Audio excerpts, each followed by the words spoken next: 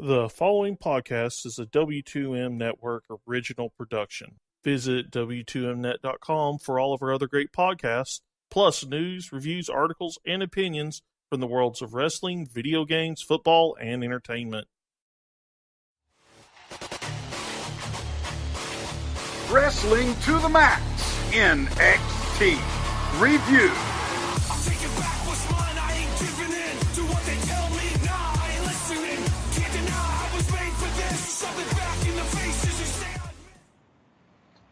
And we are live to the W2M Network for the Wrestling to the Max NXT review for Wednesday, July 11th, 2018. Good evening, afternoon, whenever you're listening to this, everybody. I am your host. I am not Gary Vaughn, in case you can't tell. My name is Harry Broadhurst. Gary hopefully will be back sooner rather than later, so I can go back to getting my Thursdays back. Joining me, as per usual, the co-host for the NXT review and for the SmackDown review, since I almost said it, I might as well steer into the skid here. And Brandon 205 Biskobing. Live. Yeah, but we don't want to talk about 205 Live this week. No. It was lackluster. Yes. Your exact word for the show. Yeah, well, you know, it happens. Or no, that was Main my event was- exact word for the show, I think. Down to earth. I hyphenated. Yeah, that was your hyphenated word of the week.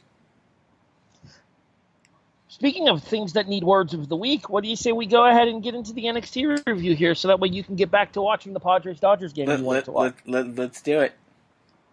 All right, so this is the NXT review for July 11th. As I said, we are a presentation of the W2M Network, available online at W2Mnet.com. In addition, you can listen to your favorite Wrestling to the Max network of podcasts on anywhere you find your podcast listening pleasures, be it iTunes, iHeartRadio, Stitcher, Spreaker, CastBox, Podbean. Hey, Brandon, guess what? Something is actually coming soon. It's Glacier. No, it's Spotify. Coming soon. It's gonna be so disappointing when we can't do that bit anymore. I wonder how much do you think Glacier would charge to do that bit for us? Probably a lot, because he's not doing anything right now. Do you think there's a possibility that if I go to this Remix Pro show that Jason was talking about, I can make this happen? By then, if what Sean said is true, we'd probably have Spotify by then. But if not... Okay, but if we do, then he could say, Spotify is here. That would be great. In Glacier tone. Yes. We need this now. I feel like Sean needs to give us a budget with which to work to make this happen. Yeah. s.garmer@gmail.com, people. Make it happen. All right, anyway, let's get to it here. We start with a recap of the last couple of weeks of NXT, because that's kind of what they do on NXT here. They let you know about all the important goings-on. In addition, we also mentioned the fact that our main event for the evening is going to be the tag team title rematch, as the boys from Moustache Mountain, Tyler Bate and Trent Seven, defend the titles against the Undisputed ERA as Roderick Strong and Kyle O'Reilly, which answers my "is Bobby Fish ready?" question. Yeah. I figured he wasn't quite ready yet, but we'll see how much longer he's out for. But our opening contest, scheduled for one fall, One fall. is non-title action as Danny Burch takes on Adam Cole. Baby! As mentioned, non-title, this is kind of how do I put this here? I'm trying to figure out the best way to say this. This is a descendant of what happened at TakeOver Chicago. Mm-hmm. And the Undisputed Era defended the tag team titles against Danny Burch and Oney Lorcan. In that match, Oney Lorcan got injured. He broke his orbital bone, which, if you've ever broken your orbital bone, you know it sucks. And if you have it, don't. I highly don't recommend it. Hi, Evil. Anyway. So, this led to a backstage interview with, I think, Christy St. Cloud, talking to Danny Burch. The Undisputed Era interrupted him. He laid down a challenge to Adam Cole. Baby!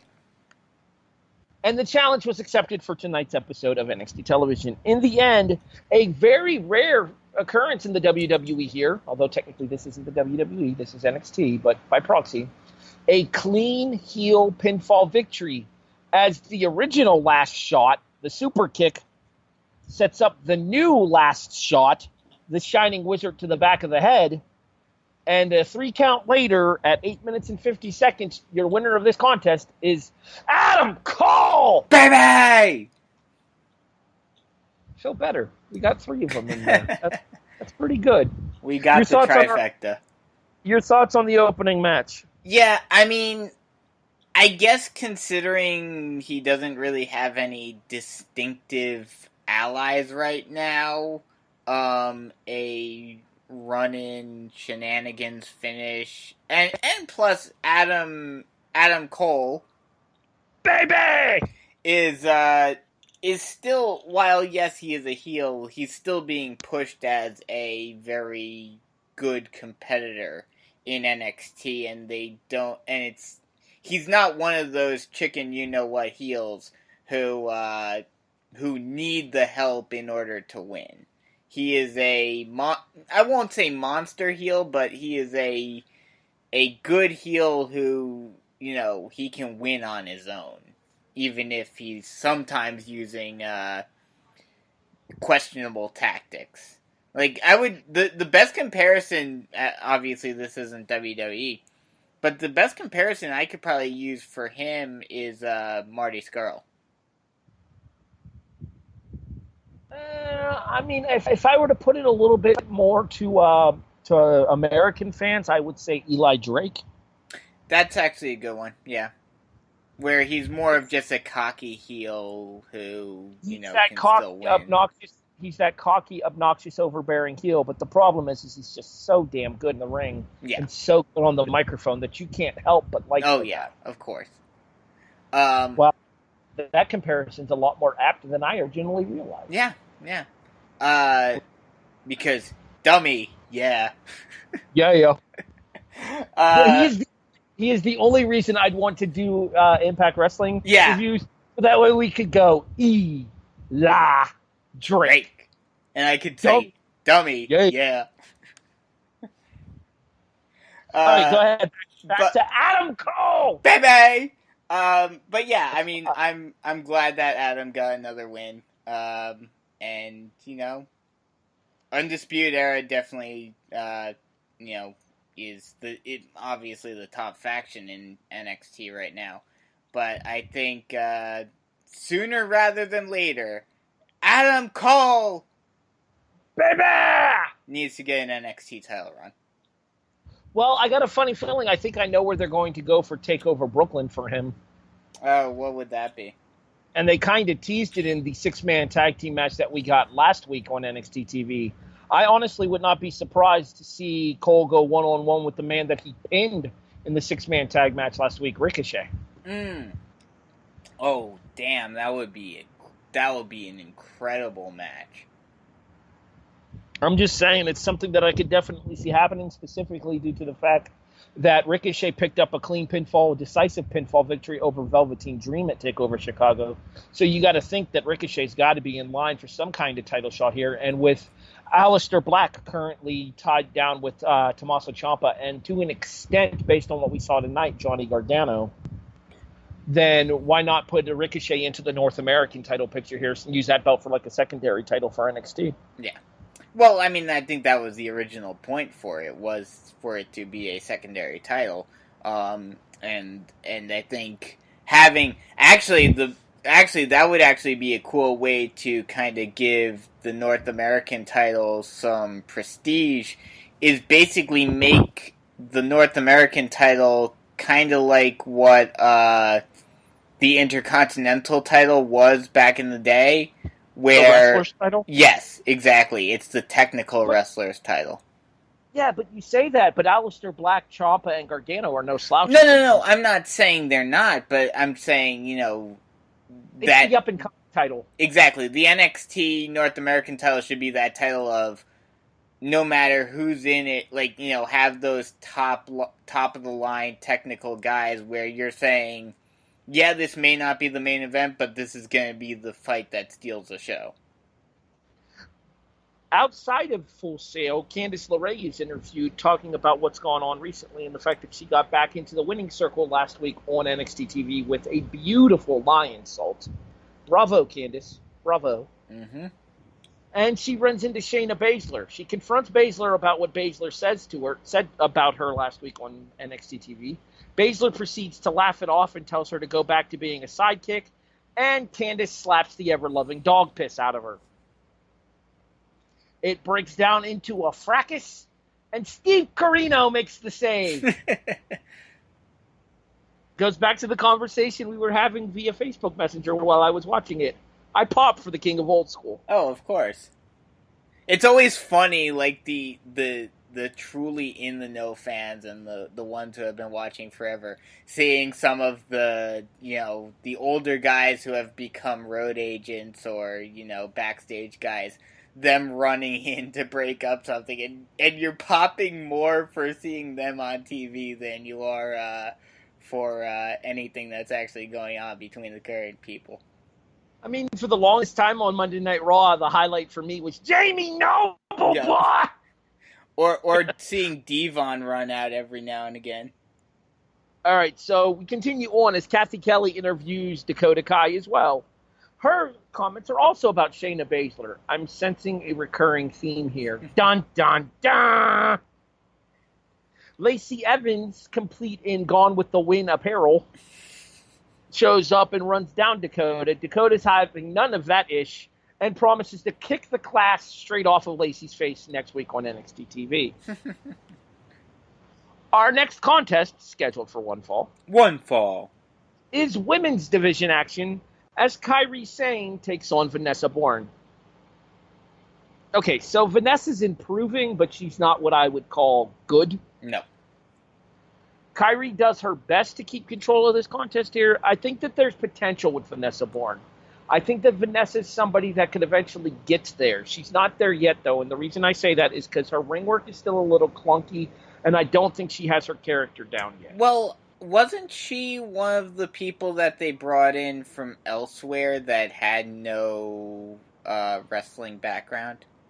If I recall correctly, she's either a former cheerleader or a former lingerie football league player. I believe she's a former cheerleader, if I remember correctly. I think that's what they said when she had her debut.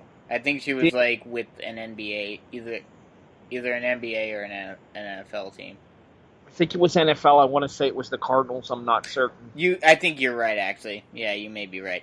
So, she definitely has room to improve. I mean, using a comparison, I didn't see her when, I didn't see her when she started out in NXT prior to coming up and becoming funky. But, look at how good Naomi has become. Honestly, you want to know who I would compare her to? And this works on both a physical as well as a potential in-ring growth way. Who? Layla. Yeah, I could see that. I was just using the cheerleader comparison. Right, but Layla was a former NBA dancer herself with the Miami Heat. Oh, yeah, I forgot about that.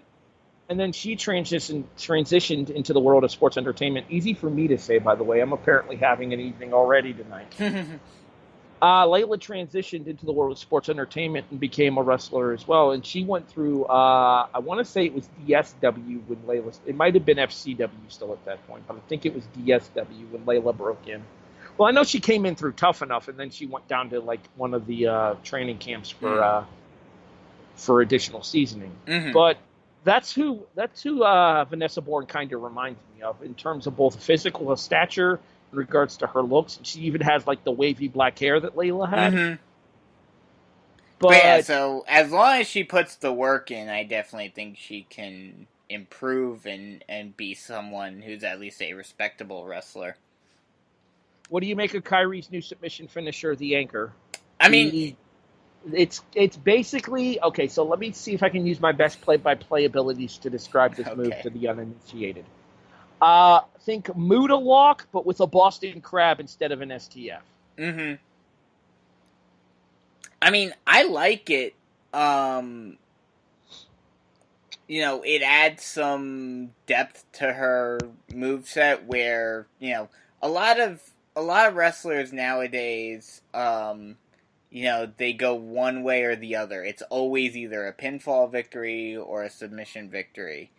But it's kind of nice to see some people come in and be able to do both. Well, I think having both works out well as well, because then you can have people escape the submission finish and have something to hang their hats on, even if they get taken down by the pinfall finish. Mm-hmm. Like, you could have, say, Kairi in a match. Let's say Kairi ends up taking the title off of Shayna Baszler. And I'm not saying Kairi's going to be the one to do so, but let's say she is. And then Kairi goes on to have a match against, say, a Candice LeRae or something. Candice could get out of the anchor by getting to the ropes or whatever, and then fall victim to the insane elbow. Yeah. Or any other number of different variations there. I mean, Candice kind of has that 1-2 punch as well, with that lion salt that she debuted last week on NXT TV, as well as the Gargano escape that she got from her husband. True. Very true. All right. Kairi Sane calls out Shayna Baszler as well. Son of a bitch. This is setting up for something. This verse, same as the first and the second.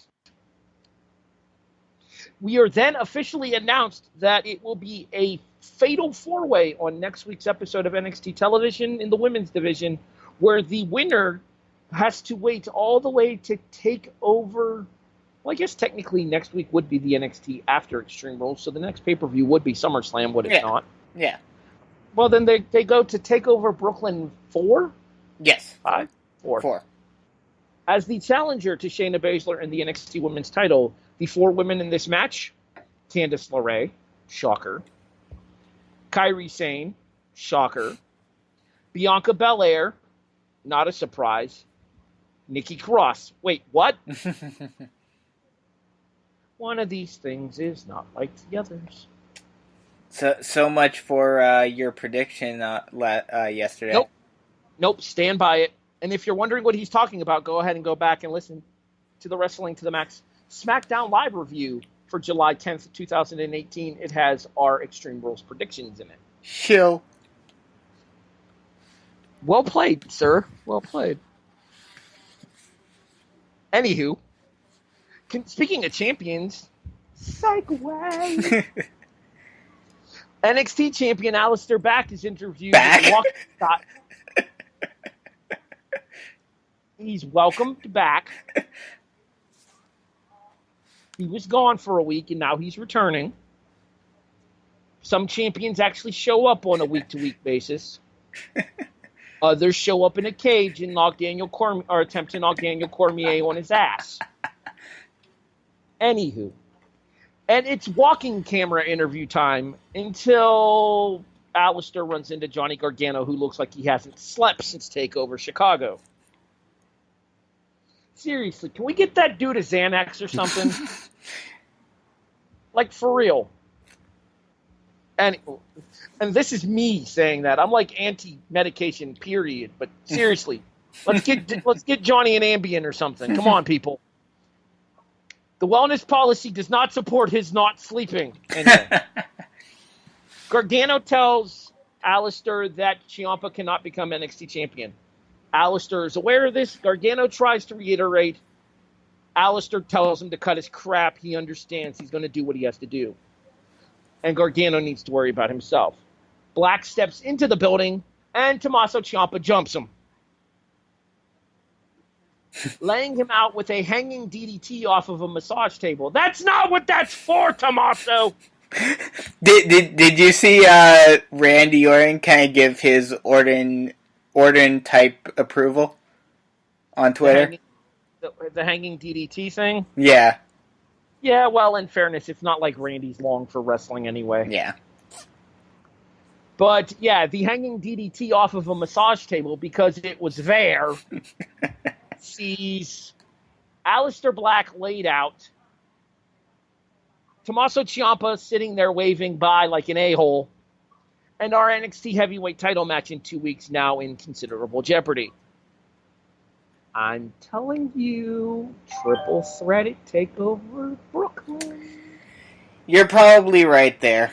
I have a feeling you're probably right. I would have preferred Gargano and Ciampa to settle their differences one-on-one in the final match in a, Hell in a Cell or Steel Cage or some sort of crazy stipulation, 3 stages of hell, what have you. Something crazy to send TakeOver out of Brooklyn big. But I'd be okay with the triple threat for the title. And that takes us to our main event, scheduled for one fall. One fall. As the NXT Tag Team titles are on the line, the men from Moustache Mountain, Tyler Bate and Trent Seven, defending against the Undisputed Era's Roderick Strong and Kyle O'Reilly, not accompanied to ringside by Adam Cole. Baby. Very disappointed that he was not at ringside. But with the story that this match told, you can understand why he was not at ringside. And I think... Real quick, okay. Ditto for the 4th member of the Undisputed Era, Bobby Fish. Go ahead. Yeah. I think not only were they not there for the story that this match told, but also, like we talked about with Adam Cole, Bebe, his match. With his match, we talked about how, he doesn't need the help in order to win. He's good enough to win on his own. The same can be said for O'Reilly and Strong. So, the Undisputed Era, while, yes, technically they're a heel faction, they're a dominant heel faction where they can dominate on their own without needing the other members' helps. Given the fact that that NXT is Triple H's baby, I can make this comparison here. They're the modern era evolution. Yeah. Oh, definitely. Definitely. Especially now that there are 4 members. Yes. So, do you want to go ahead and discuss the match itself, or do you just want to go right into the finish here? All I gotta say about the match is just wow. Oh, yeah. Start to finish, Balls Mahoney to the wall action. Mm-hmm. I'm being told I can't say Balls Mahoney. I must refrain from saying Balls Mahoney. But in all sincerity, though, this match really picks up once Roderick drops Trent Seven knee first across the ring steps. Mm-hmm. And then it goes into the ring here, and we'll go ahead and skip to the finish here because I don't want to give away too much of this match. Obviously, NXT TV is must-see on a week-to-week basis anyway. But this match in particular is probably the best tag match the WWE has and any of its incarnations have done this year. Oh, absolutely. So, highly recommended there. The finish sees Kyle O'Reilly first put Trent Seven in a grapevine knee bar, but Seven's able to use his other foot to kick at the side of O'Reilly's head to break the hold. So, learning from his mistake in brilliant heel fashion, might I add, when Kyle O'Reilly reapplies the knee bar the second time, he hooks the other ankle so that Seven cannot throw kicks with it. Mm-hmm. I just want to say that little piece of business right there was fantastic. Oh, yeah, definitely. And then what we end up getting for the finish here is that the towel that Trent Seven usually wears around his head on his way to the ring is thrown into the ring by Tyler Bate to call a stoppage to the match while Seven is trapped inside of the knee bar from O'Reilly, thus giving the NXT Tag Team titles back to the Undisputed Era.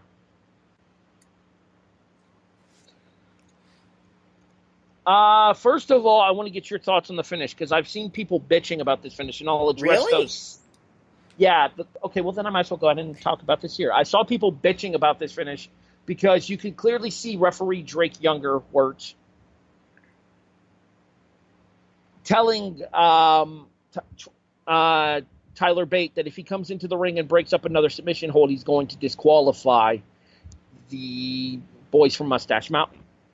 I saw a lot of people bitching about the fact that Bate threw in the towel in order to stop the match rather than getting into the ring and causing the disqualification in order to keep the tag team titles. My response to that is baby faces are stupid. Well, yeah. I mean, especially in WWE, that is the only way you can really explain away that concept. Because... Go ahead. I was just going to say, the thing about it is, though, is that baby faces don't intentionally get themselves disqualified. That's a heel tactic in order to retain a title. So in the spirit of wanting to maintain his composure while at the same time still looking out for his mentor, Tyler Bate viewed throwing in the towel to get the stoppage here and then take advantage of a rematch down the line as the best way to go about extending both the ability for Trent Seven to be in the ring as well as to keep them still in the title hunt by having their obligated rematch. Yeah, that in WWE logic, it's always, the faces would rather lose with honor than win, through shenanigans.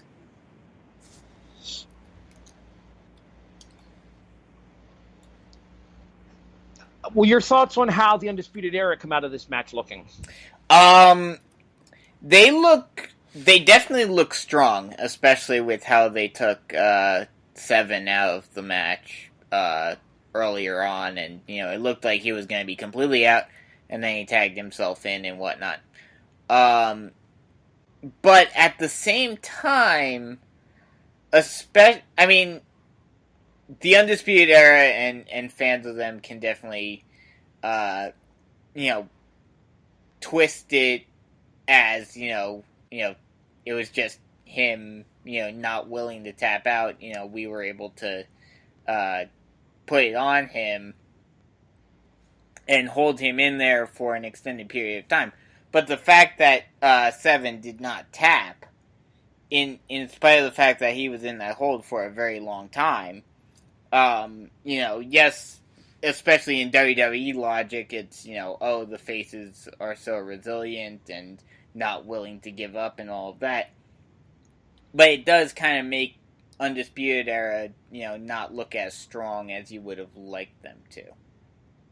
See, I disagree with that. I actually think this makes Undisputed Era look even better as a result of this finish here. And the reason I say that is because they come off as these relentless dicks that are going to do whatever necessary in order to get the titles off of Bate and Seven. And in this particular instance, it was Kyle O'Reilly not giving a fudgesicle if he ended Trent Seven's career. But, maybe this is me looking at it on a purely, competitive and not in a wrestling logic type concept, but isn't that what you're supposed to do in any sort of competition, is you're there to win?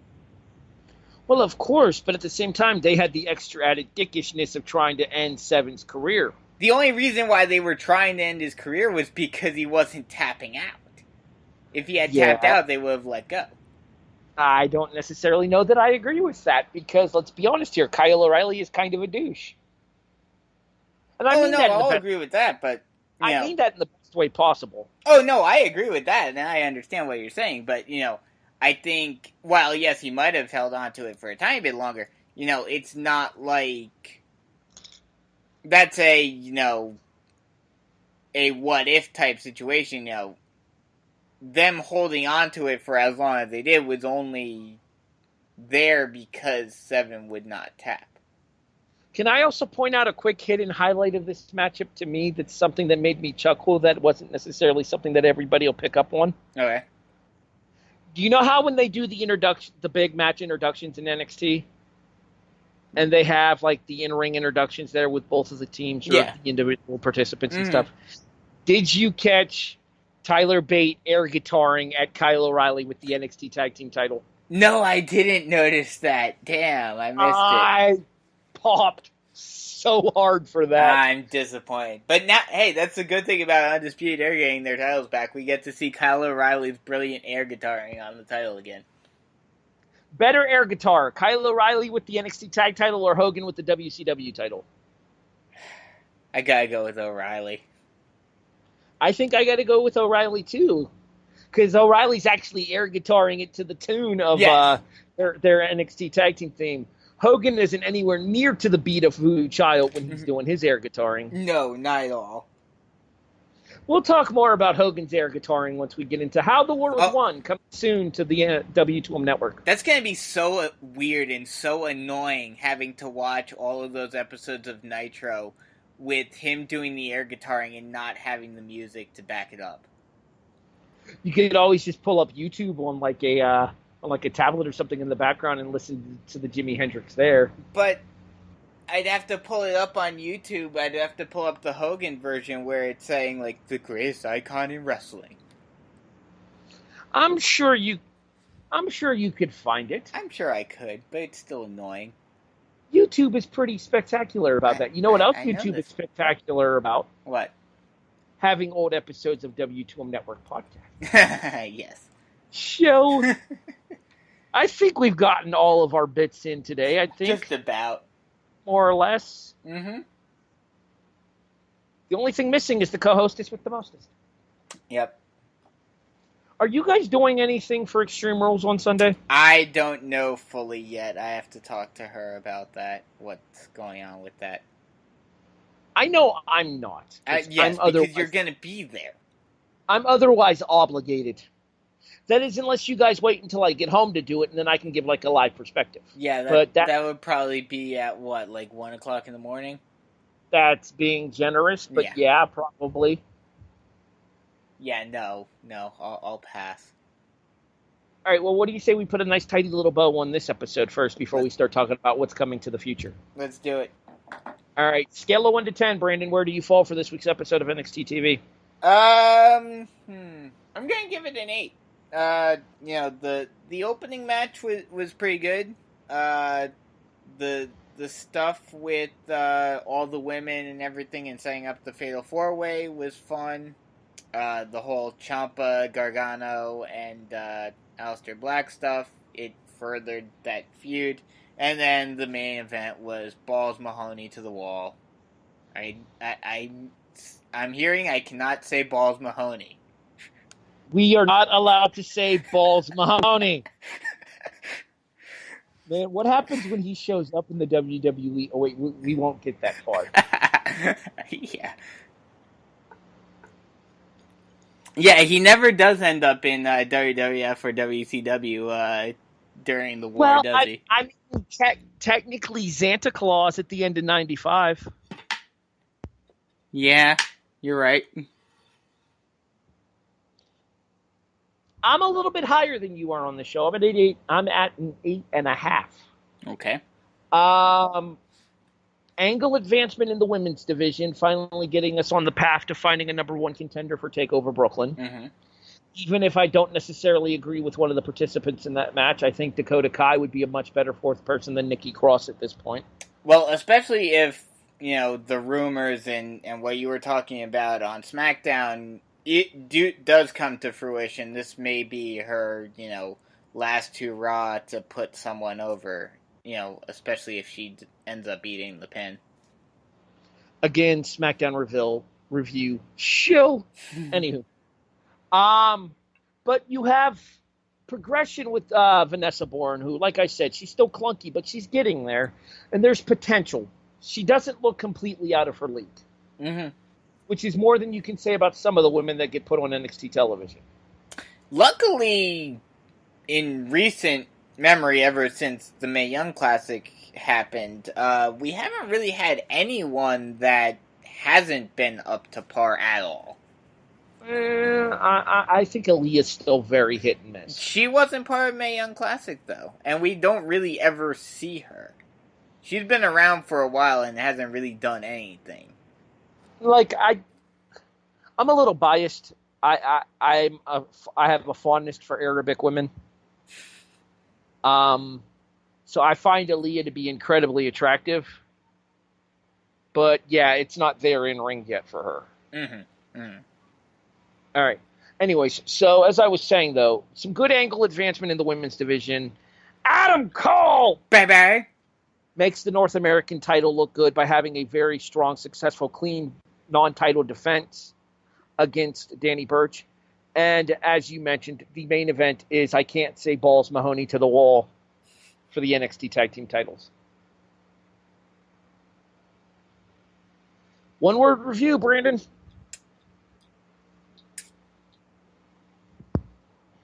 Awesome. Just a great show. You know, the main event especially was just amazing. You know, just a great show. Steak. Mm-hmm. You know what I mean when I say steak? Yes. There are complaints about some of these shows that they're all steak and all sizzle and no steak. This was an NXT show with some steak to it. Mm-hmm. This had 2 very good matches that you could bite your teeth into, quite literally speaking. And then the angle advancement that we've been needing in the women's division in order to get us set up to the road to take over Brooklyn. And I think you could use steak in both forms, because obviously the stakes were high in the NXT title match. Ooh, that works. I like it. I just double entendre without even meaning it. Yes, you did. Because that's what I thought you meant at first. Go me. Go me. Go me. All right, anyway. I host the SmackDown Live and 205 Live reviews here on the W2M Network, available every Tuesday night, usually. We did this week's on Wednesday, but that's because I was tired. It happens. These shows don't end until 11 o'clock at night Eastern, and if you have a busy day beforehand, you get tired. It happens. Anywho. In addition, I also host the Kickoff here on the W2M Network. That is Wednesday nights during football season, possibly moving to Thursdays. We're not sure. We're figuring that out. Well, we can't move to Thursdays because of Thursday night football someday. We'll figure that out and get back to you guys. Don't worry. But the plan, at least for the return, is August 9th, 16th, 23rd, and 30th. The 9th will be college football. The 16th and the 23rd are the AFC and NFC, respectively. The 30th will be your postseason and year-end award predictions. In the first time we've done this with the Kickoff, granted this is only year 2, and I'm letting you know now, Brandon Silva, you have time to prepare for this. Okay. When we do our AFC and NFC predictions, yes, we are predicting order of finish for each division. Oh wow! Okay. Yeah, so that should be fun. Be ready to look like a complete moron like we did last year. Some of those may be easy, others not so much. Just be prepared to look like a moron like we did last year when a couple of you picked the Giants to win the NFC North. You mean the East? Or the NFC East, yeah. I can't even tell you what division you're in. You can't predict it, so it doesn't really matter. You got other stuff to shill. Yes, work as well, so go ahead and do so, Brandon. Yes, I do. Coming back at probably around the end of August, not sure of an exact date yet, will be Fantasy Football to the Max as we get you ready for the 2018-2019 season and get you up to date on all your fantasy news and starts and sits, all of that, booms and busts, everything you need to know about fantasy football. Basically, your booms and busts is going to be how we opened with our studs and duds for the Kickoff. Pretty much, yeah. Mm-hmm. You're just going to take your studs and duds from the Kickoff and repurpose them. Well, maybe not, because some of our studs and duds are like defensive players or, players that aren't really used in fantasy. Or college. Yeah, or college, that too. But yeah, so he has Fantasy Football to the Max. I mean, you got the Monday Night Raw review every Monday night as well with Liz Lisi. Yes, I do. So we'll have all of the Extreme Rules Fallout come Monday. From the red brand. Yes. The blue brand, I'll be back with you guys on Tuesday for, plus with some live thoughts to sprinkle in as well. They may or may not do a Extreme Rules review here on the WTM Network. I don't know. Stay tuned. If they do post one, it'll be posted on all of the same places you're listening now: iTunes, iHeartRadio, Spotify. Well, coming soon. I screwed up the joke. Son of a bitch. Well done. iTunes, iHeartRadio, Stitcher, Spreaker, Castbox, Podbean, YouTube, and hey, Brandon, guess what? Spotify coming soon. And so is Glacier. Seriously, I'm going to try to make that happen at Remix Pro if I end up going. You should. You definitely need to. That would be awesome. I'll try to get a W2M Network Glacier soundbite. Paul, I might even try to get him to specifically mention your name for you, buddy. I think that's about all how the war was won. Let's quickly give an update. I just finished the 1995 Royal Rumble. We are now less than 6 months away from the launch of How the War Was Won. Okay, granted, 6 months in watching time. In reality, probably around the start of football season. Yeah. If I'm being we may just delay it until like the end of football season or something, because I don't know if I can do like 6 podcasts in a week. Yeah, I ain't trying to do any more than 4, so I feel you there, trust me. He's Brandon Biskobing. I'm Harry Broadhurst. This is the W2M Network. We are online at W2Mnet.com, and I want to thank you all for listening to the Wrestling to the Max NXT review here on the W2M Network. Thanks for listening, everybody. We'll catch you guys next week here for the NXT review on the W2M Network.